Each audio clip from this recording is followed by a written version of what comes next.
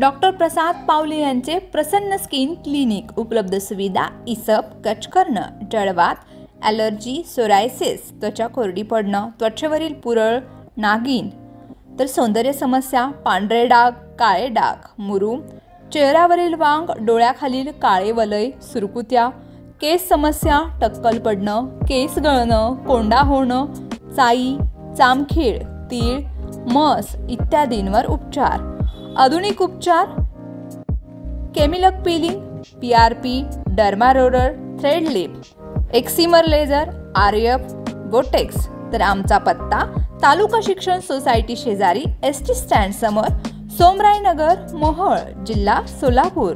Mobile क्रमांक 9226838261।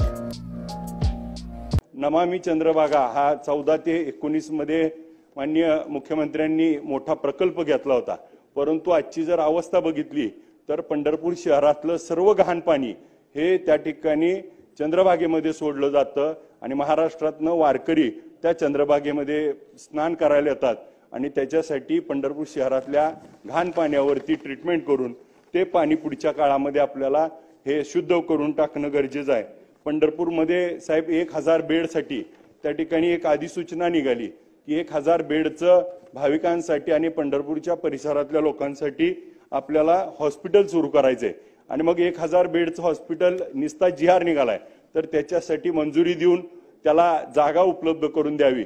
पूर्वी जिल्हा रुग्णालय त्या ठिकाणी आहे परंतु ते जिल्हा रुग्णालय नदीच्या बाजूला आहे आणि ज्यावेळेस पूर परिस्थिती ती जेव्हा गरज असते त्यावेळेस मात्र तिथं पाणी आलेलं असतं आणि तिथल्या इक्विपमेंट सगळ्या पाण्याखाली असतात।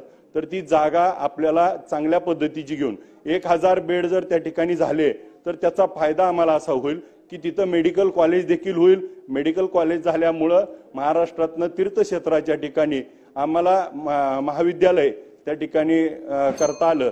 साहेब बोलण्याची संधी द्या, बाकीच्याला खूप देत आहे। साहेब मी काल 9:30 वाजता आलो होतो, रात्री 9 वाजेपर्यंत बसलो, काल जेवण सुद्धा केलं नाही साहेब, काल साहेब जेवण सुद्धा केलं नाही साहेब। असं नाही ना साहेब, बोलायला आम्हाला आमचे मुद्दे कधी मांडणार, आम्हाला बोलायला संधी द्या ना।